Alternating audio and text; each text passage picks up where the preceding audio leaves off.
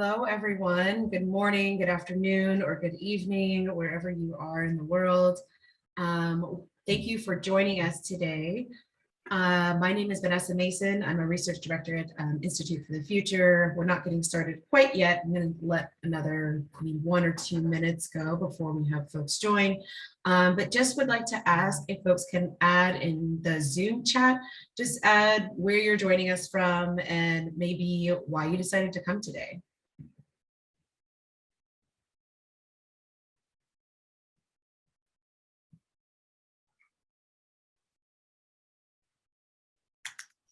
And just so you know too, so that everyone can see your lovely introduction, make sure to change the drop-down menu inside the chat to so that your chat will go to everyone and not just host and panelists.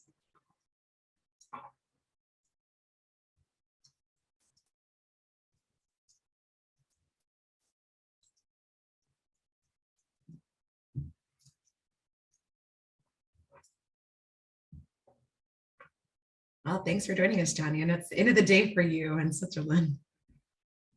Oh, Caracas.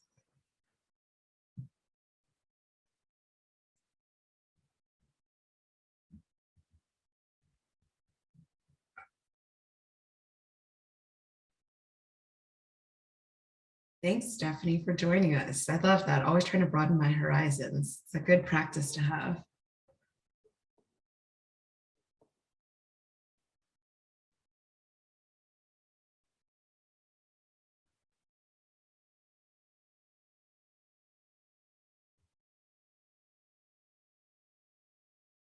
So we've got a couple of folks looking at XR, VR.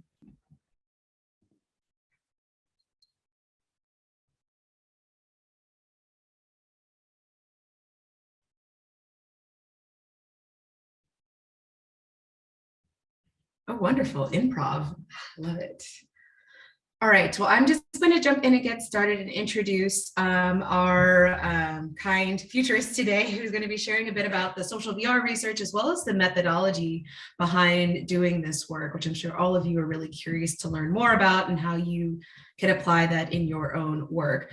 So excited to be here with Lynn Jeffrey today. She's just going to share a few words about our social VR report, which if you haven't already read it, my colleague is going to drop that into chat so you can download that and dive more deeply into that.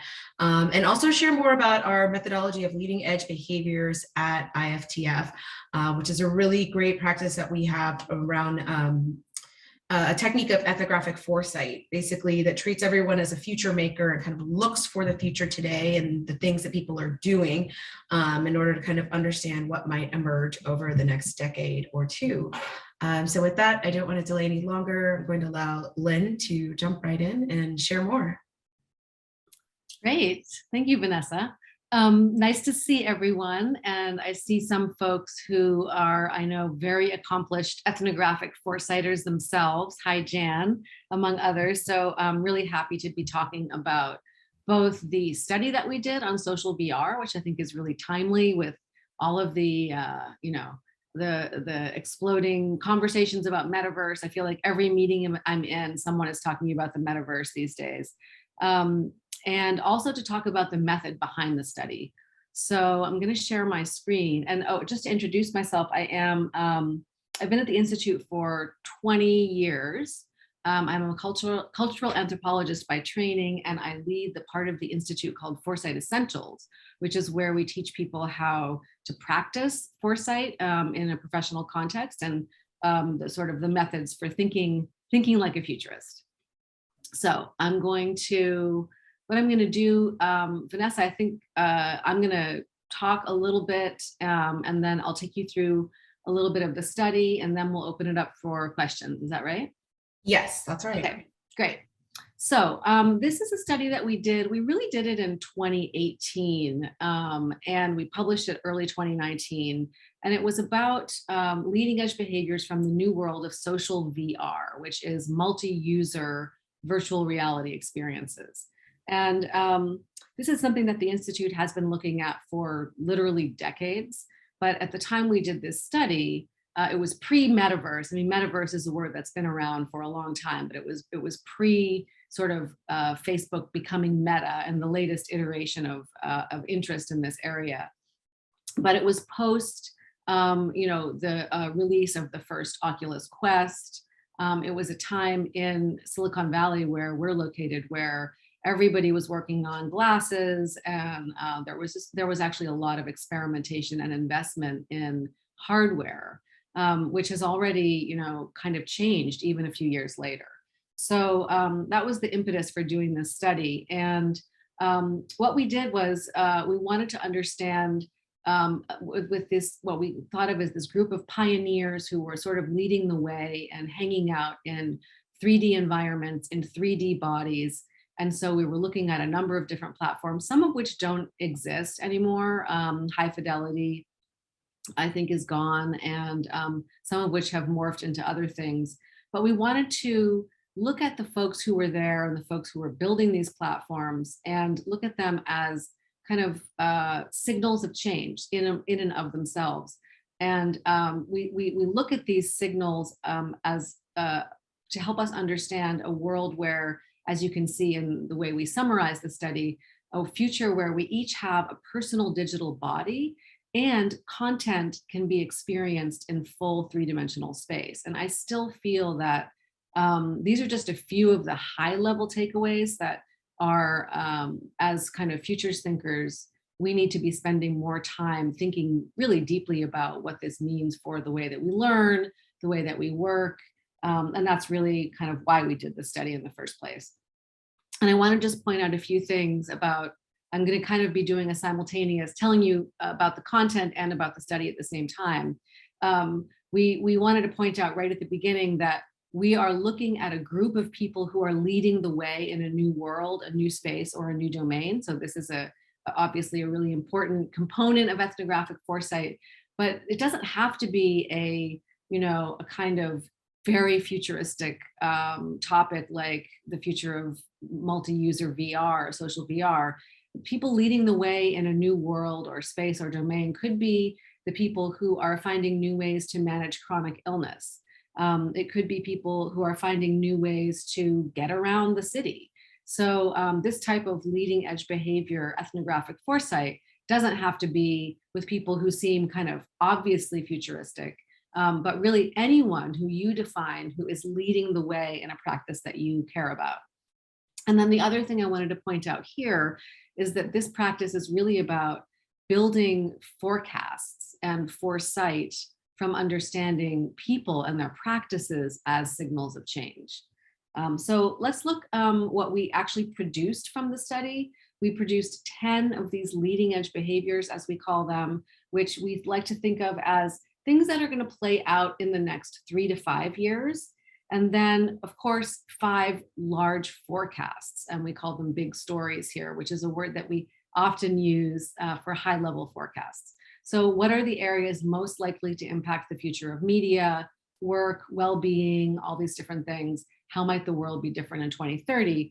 And as I'll explain later, this study was done for our partnership, our Vantage partnership. So we have a really diverse group of an audience who is interested in all those things I've listed there and more.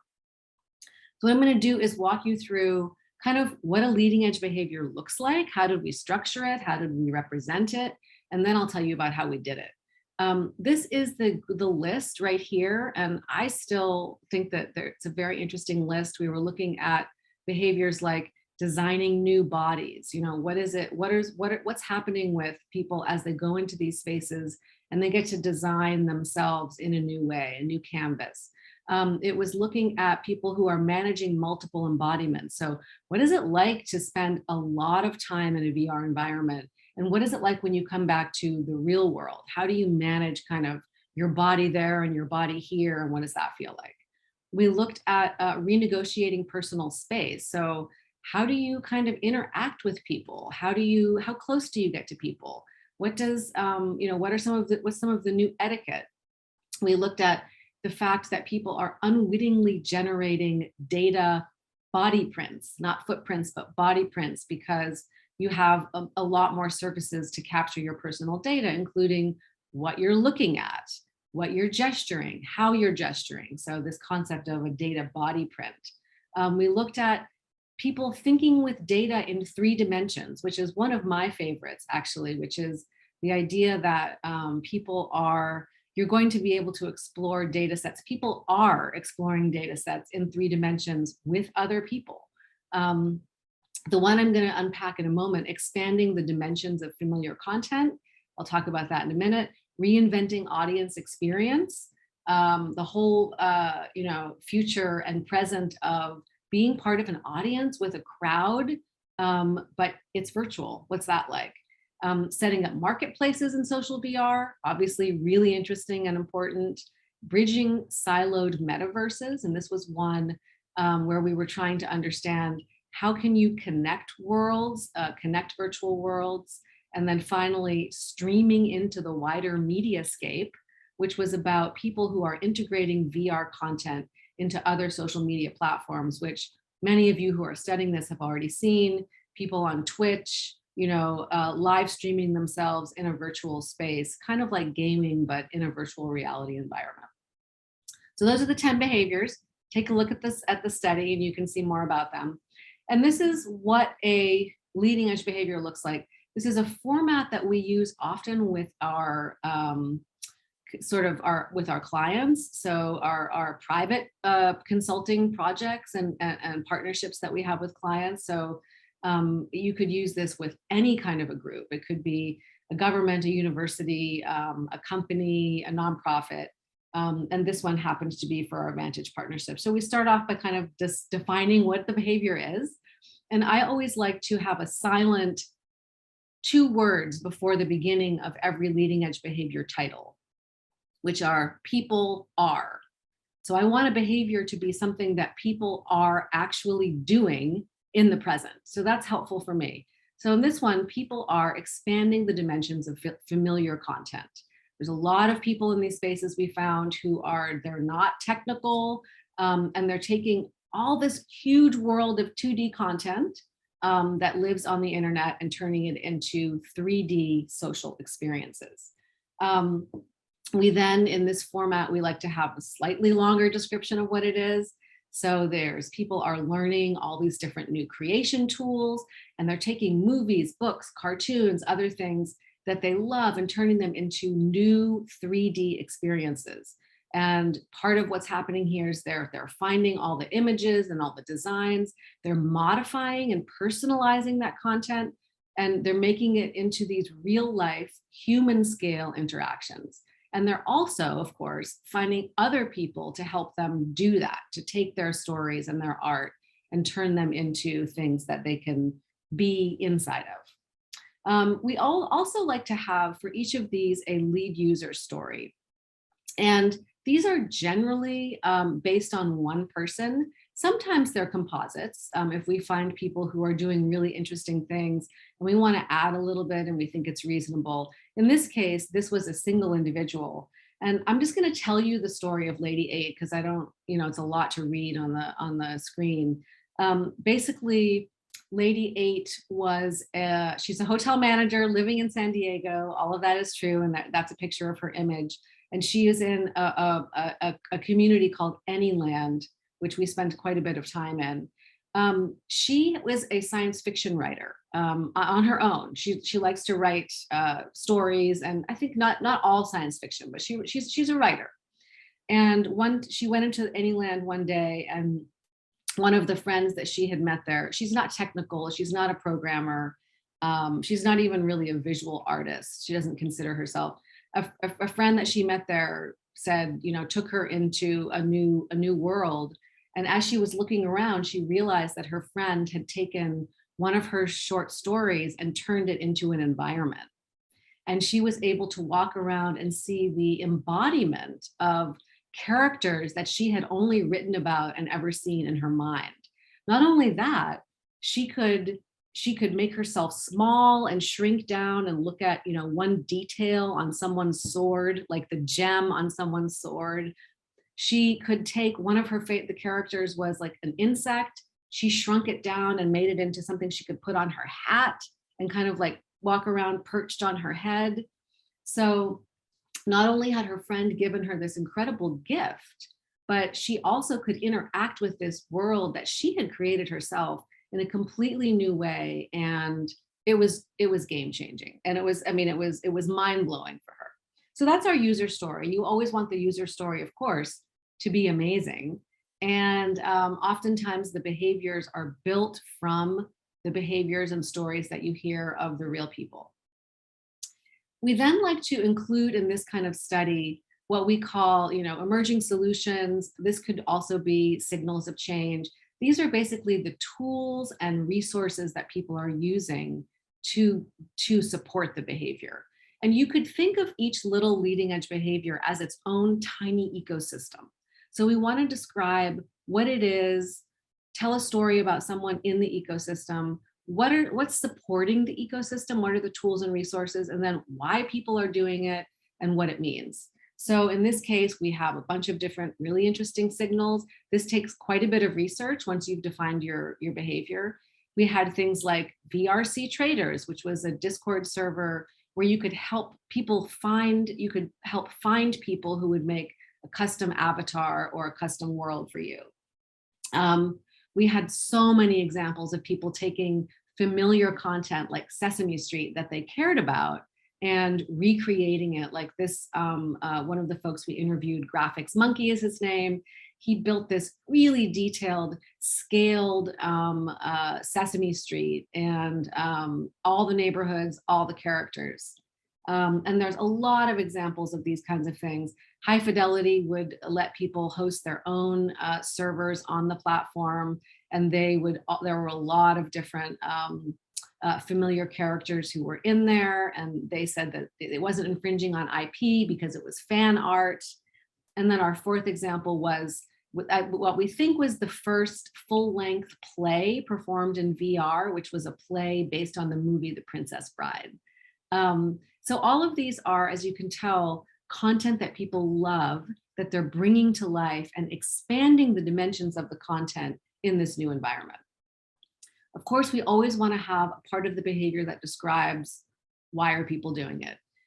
So some of the motivations, and this again will come from the whole ecosystem, insights that you're getting from the user stories, the people that you meet, the developers that you're talking to who are part of the community, the reasons why people are building new things. All of that is fair game to decide why is this behavior happening.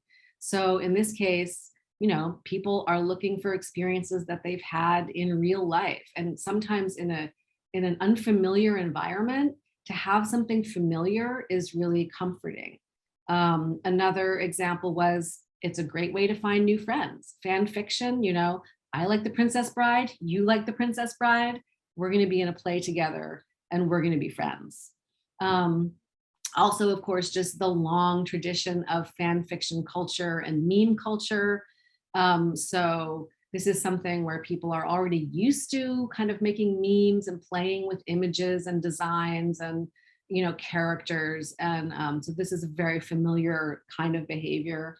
And then finally, people want to make things their own. They want to create deeper connections. They want to have more personalization, and they want to kind of have even new interactions with the content, like Lady 8 had in this world that she had brought to life on paper.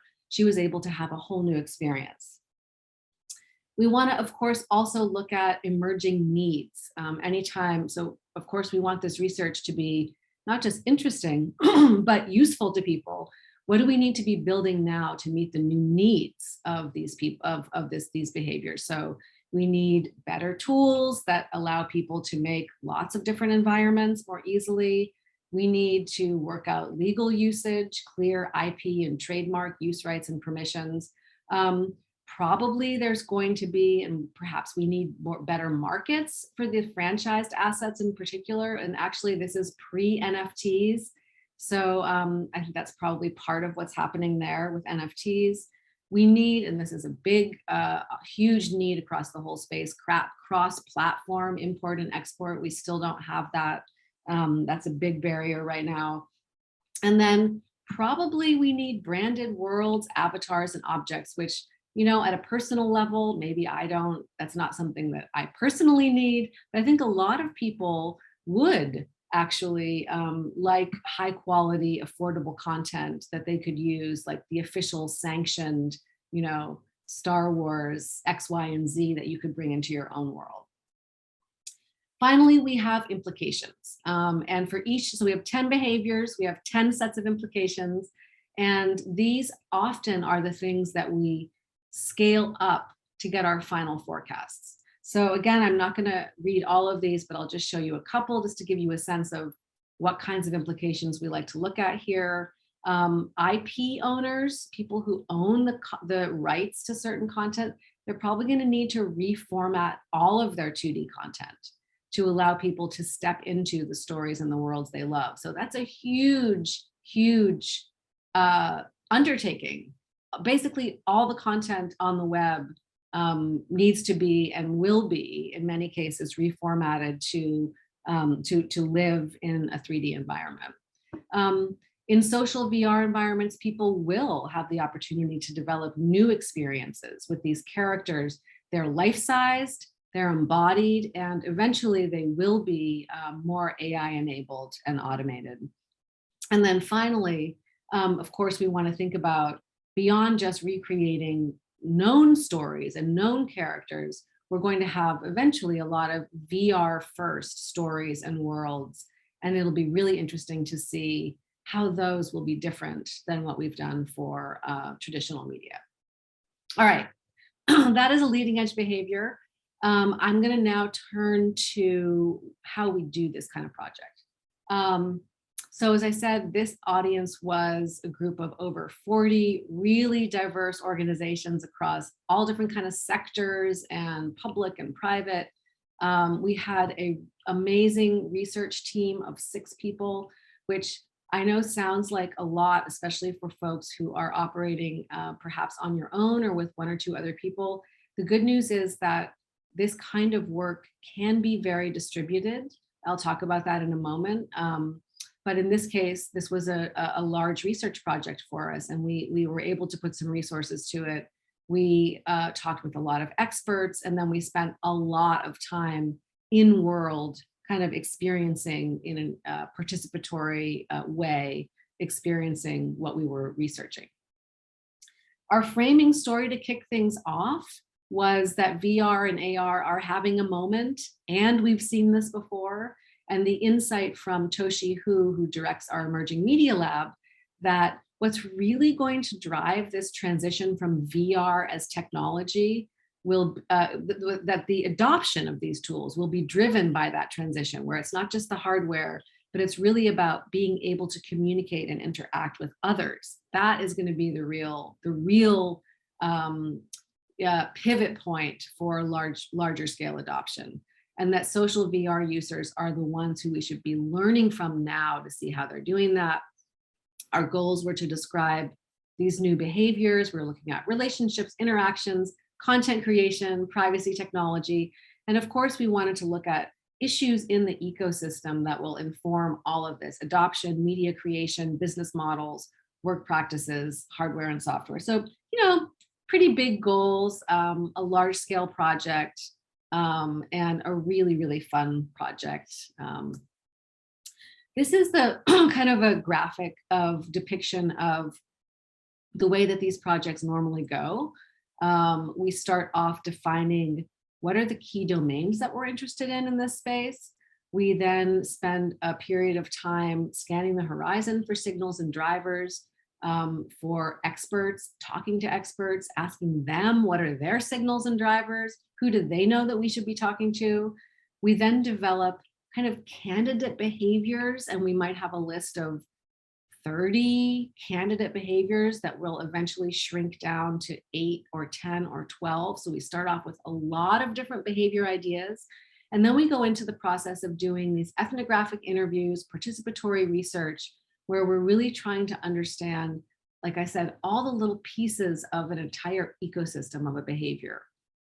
Finally, we write up our behaviors, and then we turn those into our final longer term forecasts. So as a kind of summary, I would say this is a set, you want to produce a set of distinctive behaviors, which are informed by all these things, highly distributed team. This is the kind of thing where you may have one behavior which is very niche. Well, they're all fairly niche because they're all new, but you know someone who knows a lot about that behavior. And you might find that person to help you do the research just for that one behavior, because they really know the ecosystem and they know the people. And so it's a really kind of emergent process because you don't know at the beginning what the behaviors are going to be. And once you've identified 30 or a couple dozen behaviors, you don't know which one of those are actually going to pan out. And I'll show you examples of that in a moment. I like to think of this as doing very specialized investigative journalism. And really your job as a researcher is to develop a distinct point of view about something new and interesting that people are doing. It's about understanding the whole set of interactions in a community, a platform, an application, a device, or an environment. And the reason why I say investigative journalist is because it involves a lot of detective work and sleuthing and persistence, like a journalist would have to do. We're doing a study right now, leading edge behavior study, and it took us, I think, 3 months to get one of the interviews that we wanted, because people are hard to reach and you need to be creative and find different ways to get to them. And sometimes you can reach them and sometimes you can't. And then finally, you do this, as I've said, through collecting observational, your own primary and secondary insights from everyone in this ecosystem to the greatest extent possible. Of course, we always have limits on our time and our resources, and you're never going to be able, you have to stop at some point. Just to give you a sense of the kinds of experts that we would pull into something like this. We were looking at people who are doing research like Jessica Outlaw. We're talking to journalists in this space, creators themselves inside who are creating both the platforms and the content. We spoke to people like Marsha Edelman, who is a somatic movement therapist and is thinking about what is embodied culture? What does embodiment really mean? And how do we, how should we be thinking about that in new ways? Anyway, you can see, of course, you want a lot of diversity of experts. And I think always important to say that a lot of experts in these kinds of fields will be happy to talk to you about what they're doing with their work. And you don't have to have a lot of money to do these interviews. Some people, of course, they will want funds, and we always do offer funds, but and honoraria. But many people are just excited about what they're doing, and if you're excited about it, they will be willing to talk to you. So just a tip for people who don't have maybe a lot of resources to do research, you can still talk to a lot of people. So I'm almost done here. So if you have any questions, you can start thinking about what you want to ask. We would start with creating an initial list of behavior domains or categories. In this case, this is just a list of some of the things that we came up with right off the top of our head as a group. And then this initial candidate list of behaviors, these are the edgy exploratory areas. They're not well researched, they're not well understood, so they should be exploratory. It should be something that you don't know the answer to. And oftentimes these come out of things that you're seeing from 1 or 2 signals of change or expert insights. And then, as I said, I always like to focus on the invisible people are. So what are people are doing? So this was a couple of examples of things that we saw people doing. People are building customized virtual worlds to give as gifts. People are identifying with their avatars more than their real selves.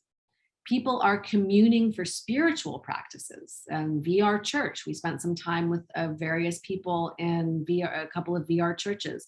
And then we have some of our questions with that. So we just start with those kinds of people are phrases. And then we start to collect our signals, have our so what's, our questions. And in this case, you can see this isn't even really a people are quite yet. It's just the observation that social VR is opening up connective portals to other media. And in this case, we're seeing, and this is pretty technical, but for those of you who are in the technology field, you know that this is actually really, really important. How are we going to be able to do cross-world curation and experience? And so we would, if we're interested in this as an area, then we would start to look at who's doing this and what are they actually doing. Another one, this is one that we decided not to pursue, but we looked at it. People are going to physical locations together to experience social and collaborative VR. There's a lot of different, and there's a typo right there. There's a lot of different examples of this all over the world, these location-based entertainment experiences where people can go and have these social VR experiences. And we decided this was one of the 30 or however many we had that we decided in the end. We pursued it and we decided doesn't quite rise to the level we thought of being a behavior that we wanted to explore. Then, of course, you want to do the finding and recruiting, the journalist part of it, contacting the people, the orgs behind the signals, doing desk research, looking at trade articles.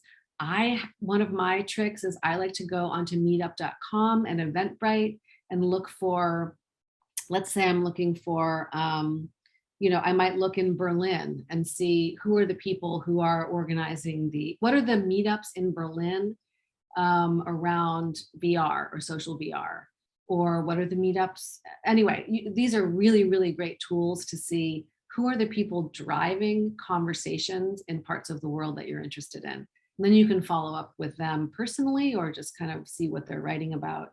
App reviews, always a good place to look. Company blogs, websites, PR, always a great place to find companies and startups, people who are building new things. They like to tell the stories of the people who are really pushing the edges and the boundaries of whatever it is they're building. And they often write about them. Try it yourself, super important. Always be taking notes and documenting, always with permission. And then you build your complete behavior based on that. Finally, after we have our set of amazing behaviors and we've worked out the implications, then we want to say, push it out to 10 years. What if these 10 behaviors existing in niche pockets around the world today, what if they became mainstream? We want to look at all the implications across all the behaviors, and then we want to synthesize those into a set of between 4 and 6 core longer term forecasts. These were the ones that we came up with here, there were 5 of them. We were looking at the body as an interface rather than the keyboard and the screen. We were looking at embodied cognition. What is it like to think and learn in a body, in a virtual body? We were looking at the whole space of recreating and reinventing content. We were looking at cross-reality media, and then we were looking at really all of the issues of trust and privacy.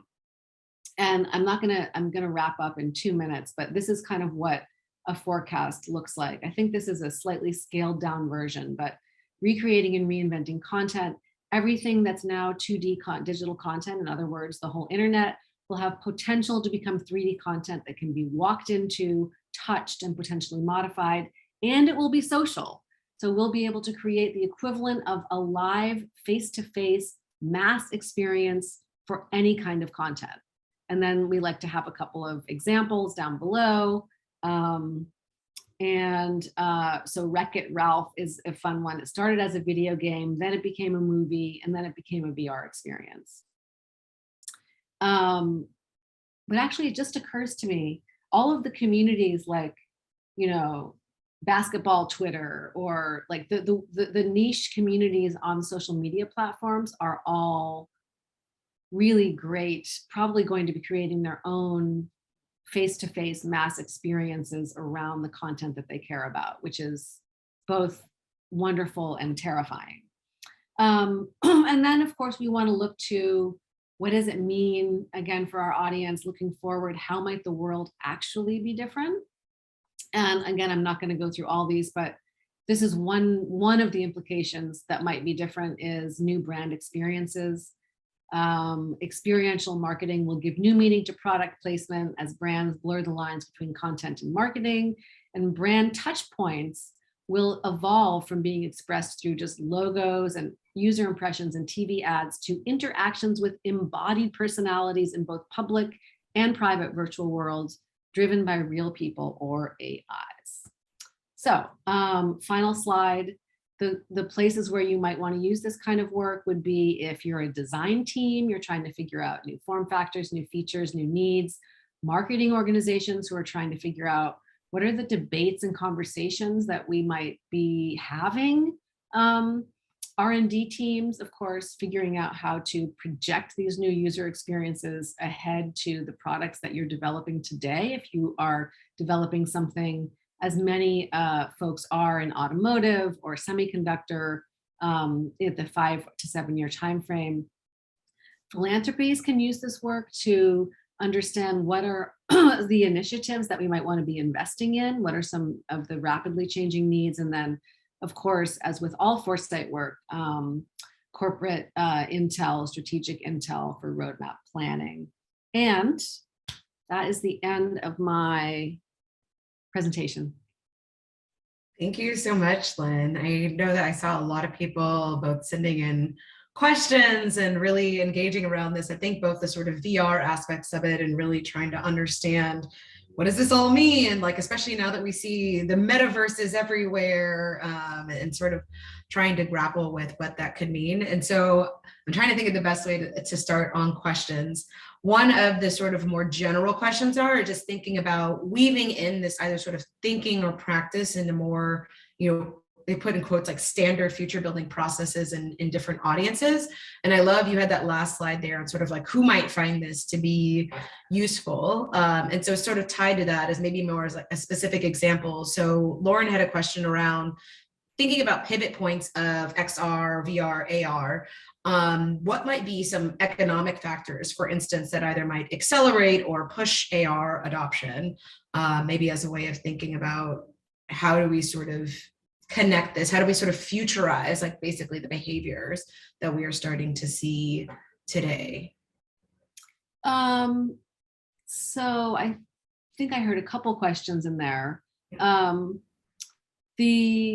As I said, in terms of how we think about the behaviors and the future, the behaviors themselves are things that are happening today, but which you have defined as people doing the edge of something that you care about, people who are building a new way of doing things. And as I said, it could really be any domain that's because everything is emerging all the time. So, and that, I mean, as far as futurizing the behaviors, they should be things that are not happening at a wide scale right now, most likely, but which you, having explored the ecosystem, talked to the people who are building the tools, who are building the communities, you have identified as something really interesting that's happening.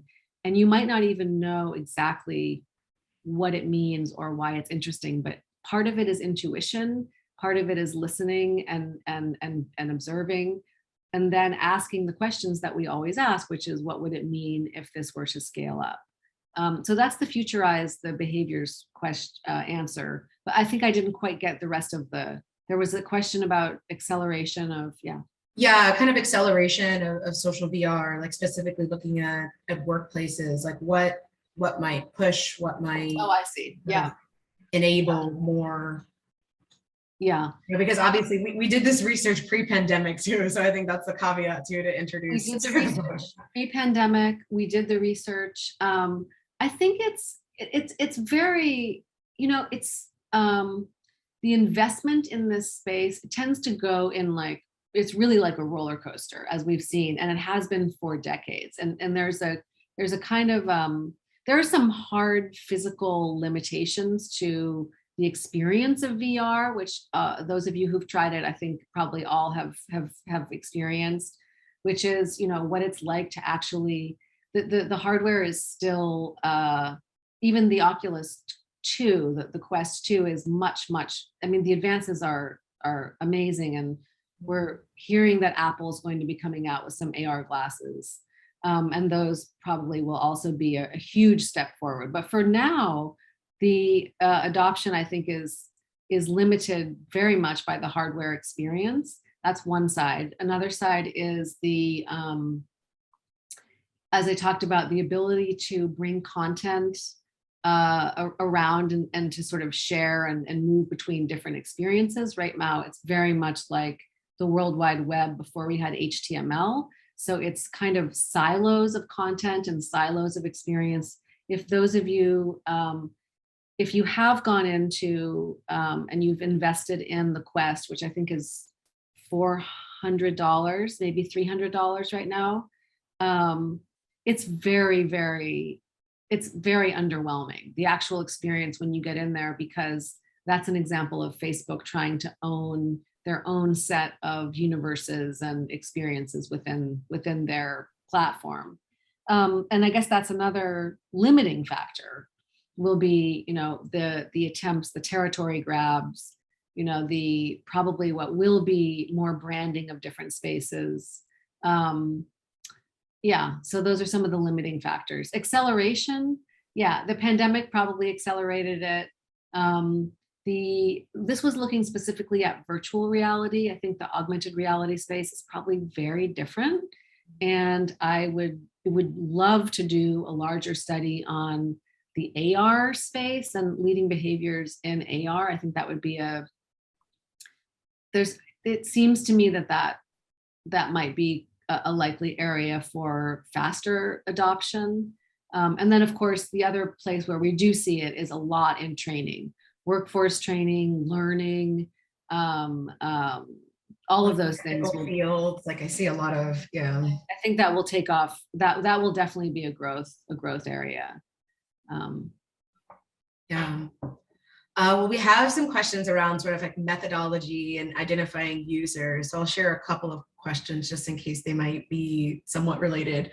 One is around how do you sort of ensure that there are more either promoting or better centering traditionally marginalized voices like through work like this. So basically, I think maybe this question, I think for me is around, or what I'm hearing is around like, who are we defining as an expert? And I know that we say like everyone is a future maker, but maybe speaking to how do we sort of both marry equity as well as the sort of leading edge side of identifying folks too. And then someone else also had a question around also when thinking about a lead user, does it necessarily need to be a real person, or can you kind of combine, if you've been observing like a group of people, can you combine traits basically? And so, yeah. Yeah, yes, absolutely. You could do an entire study on a specific group of people if that is something that you want to do, which is to focus on kind of raising the visibility and listening to one particular group that you feel is a marginalized group and that you're particularly interested in. There's no reason why this needs to be seen as like either a comprehensive vision of everyone who's doing something. I mean, that's really a lot to take on. But it would be really interesting, for example, to do a study on the future of, Black creators in mixed reality, So one approach might be, if you're explicitly interested in a particular group, to be just do a study of that group and really focus on that. If you're trying to do a kind of more general study that's trying to look at an entire space, then you have to be very intentional with, as we do with all of our work, to make sure that you are talking to people who are researching various communities, talking to people from different communities and groups, and centering that in your work and making sure that that is represented in the people that you talk to and the people that you're learning from and the people on your team. So one of the things, as I said, that I really like about this model is that it's very distributed, and that you are, if you think of yourself as a journalist and you're collecting a group of investigative journalists to work together, there are people who are from certain communities who are going to know things that you will never know, not being part of that community. they should be doing the research on that leading edge behavior. So bring them in and give them a piece of the research and help them figure out what you're doing and how you're doing it. We do this all the time because you can never, if you're looking this broadly at things that are this emerging and exploratory, no one researcher is ever going to be able to do it all themselves. And so I would highly recommend that. And then finally, I think composite lead user stories that are made of that are composites, in my mind, are perfectly fine. What we're trying to do with this kind of work is represent something that we believe to be a new behavior. And that belief has to be based on, as I said, the kind of ecosystem research that you've done. But you may find multiple people within that ecosystem who are engaging in the same behavior, like, expanding familiar content into 3 dimensions. There were lots of really interesting people that we talked to. Lady 8 happened to be an example, a single example that brought to life the behavior in a really compelling way, I thought. But there are many behaviors where maybe there would be someone doing a little bit of it here and someone else who has a really different, interesting angle on it there. And in that case, I might write a lead user behavior, a lead user story, which brought together elements of all of those. And of course, you have to make that clear in the research that you're not representing a single person, but rather a composite of several people. So to me, that seems perfectly reasonable because you're trying to represent a behavior, not an individual. Yeah, thank you. And I think someone else was like maybe asking a question as well around maybe like diversity, like in recruitment. And so I can say I've worked on a number of different ethnographic projects before. And I remember one in particular, it wasn't necessarily leading edge behavior, but it certainly was an ethnographic foresight project where we were looking at low-income workers in California, but we were expressly really focused a lot on the experience of BIPOC and Latinx workers in California, because we know from demographics and statistics that those are predominantly the folks that are earning less than $15 an hour and working across a wide variety of industries. And so my recruitment matrix was very complex, very large, looking at, maybe a dozen different kinds of jobs, everything from retail to agriculture, looking at certainly ethnicity, looking at age, looking at geographic area, disability status, looking at like folks who were undocumented, looking at those experiences. And so I think you certainly can, while leading edge behavior research is never going to be exactly representative because you're necessarily looking at the fringes, you certainly can think of ways to kind of systematize and think about how can you sort of capture the diversity of experience within as you're looking for behaviors as well. And so I think that's also helpful to consider as well. Thank you. You're absolutely right. All right. And I think we've got a lot of questions coming in, so I'm trying to read. Let's see.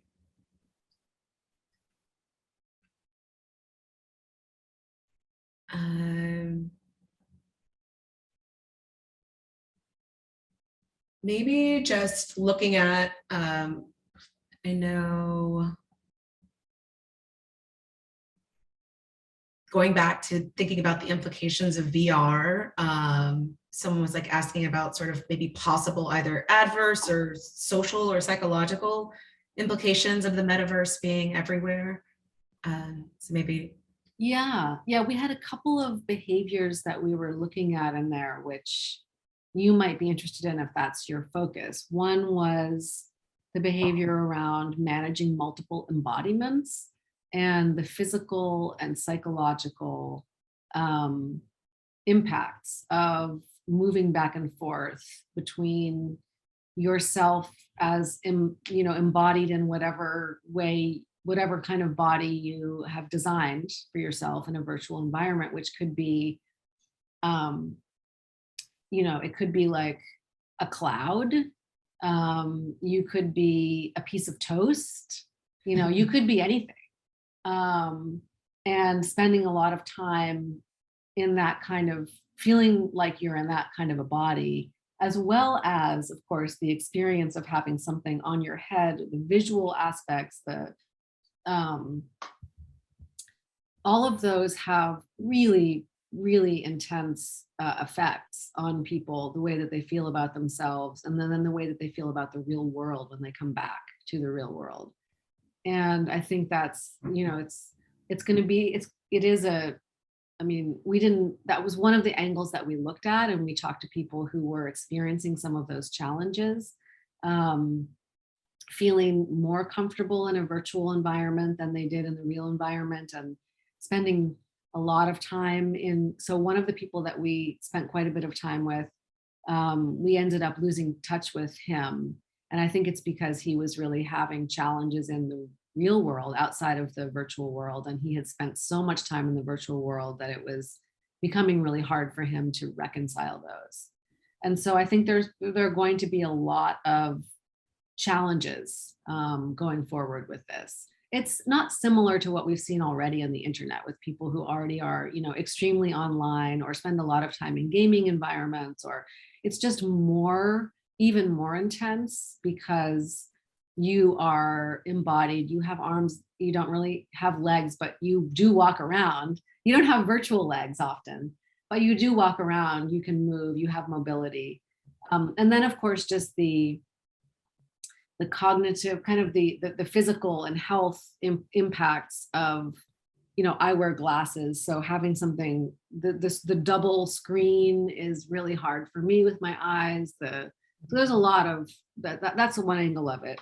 The other one, as we talked about, was the data body print, the idea that we're going to have to create, and people are creating, a whole new set of ways of protecting our data from being captured, of our privacy from being breached, when people have access to way more data points about your body and your experience and the way you interact with an environment. Your voice, your gaze, how fast you move through an environment.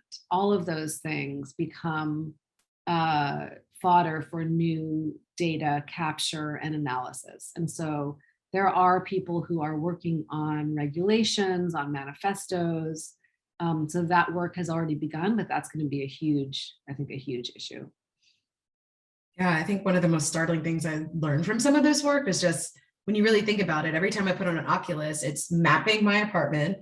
It's mapping my body movements. It's tracking my eyes. Like, to some extent, that's a predictor of fatigue, like all of these things can be inferred from simply wearing the headset. And so it's an odd thing to think about. All right, a few more questions. Let's see, we've got a few more minutes. Maybe tied to this question around like possible psychological effects. Someone was asking about kind of how might ethical decision-making either change in virtual settings, or or how might virtual settings change how we think about ethical decision-making? Yeah, that's such a great question. I think it's really exciting, the possibilities of that. Like I said, one of the behaviors that I find really powerful to just think about the future of is making sense of kind of insight generation and making sense of data and with other people at the same time, which I think, being able to visualize data in new ways. So to take, which I think will support ethical decision-making in new ways. So you may be able to visualize quantitative data in a way that makes it accessible to a much wider variety of people. It doesn't have to live on a spreadsheet or in a database or a software platform that only, data scientists or data analysts can read. It can live as a cityscape where you're representing things by the size of the buildings. It can live as anything that you can imagine. And the whole field of data visualization and three-dimensional data visualization, I think, is really, really powerful and could open up interpretation of important quantitative data sets to a much wider variety of people. And then imagine you're sitting around a data set, let's say it's, traffic flows in San Francisco, and you can see, And somehow it's visualized in a way that you can make sense of visually and intuitively. And then you're standing around this data set with a group of people, and you can actually manipulate the data together. You can say, well, what if we close that bridge? Or what if we, put a new bus route here? What would happen to, and so you can do some predictive modeling together. I think that kind of embodied co-generation of insights and analysis can be really powerful and support kind of more inclusive decision making, more access to information, and hopefully then more ethical decision making. So that's kind of the angle that I take on that question. Yeah, thank you.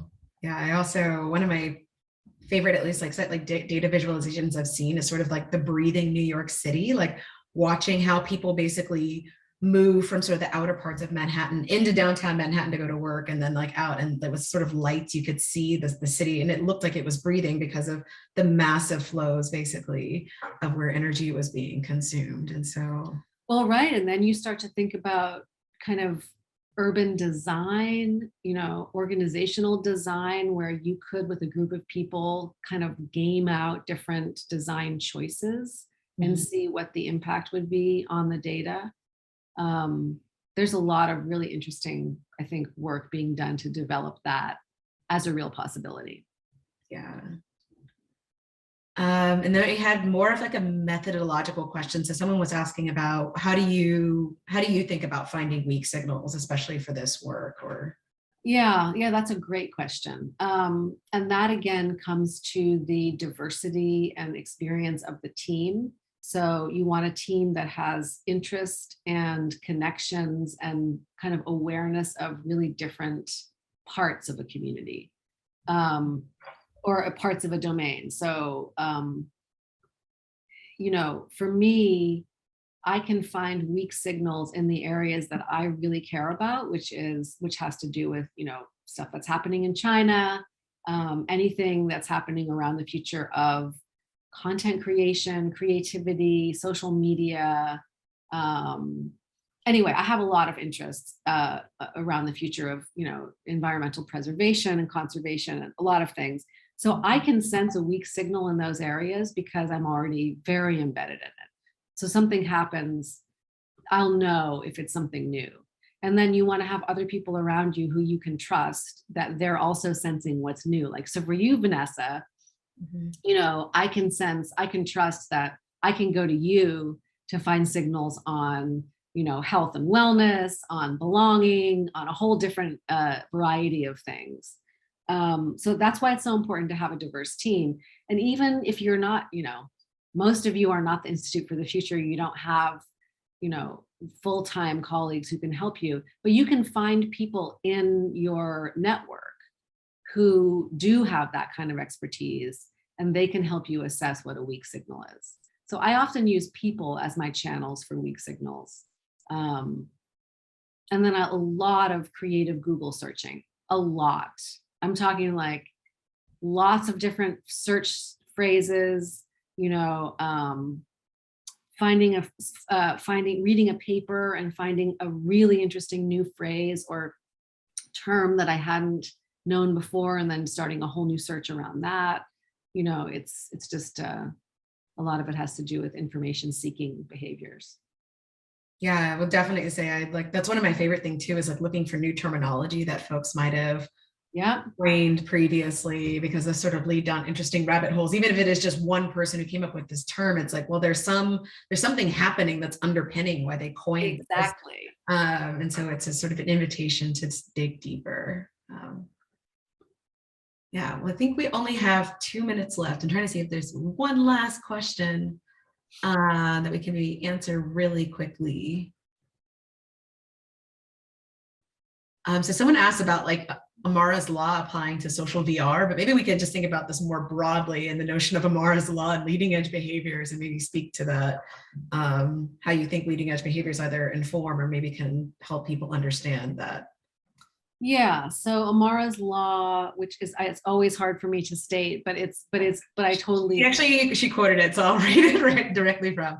So we tend to overestimate the effect of a technology in the short run and underestimate the effect in the long run. Exactly. Yes, I think that's absolutely true with this and this set of technologies, which is why those 10-year forecasts are so important, because we are trying to tee up the larger term implications of this, which we won't see in probably the next 3 to 5 years. But we will see the development of these conversations. And so that's why, the leading edge behaviors themselves are really interesting, but you have to always push it out further to 10 years and try to imagine the larger implications. And that's a forecasting, that's a foresight professional's work. So yeah. Yeah, well, thank you, Lynn, so much for being so willing to both share this report and the methodologies. I hope all of you at least glean some insights around practicing ethnographic foresight and leading edge behaviors, and also took away some really interesting insights on social VR. I think we've dropped the link in chat a lot for the report, so definitely dig into that. And thank you so much for joining this version of Ask a Futurist, and we will see you all soon. Thank you. Thank you.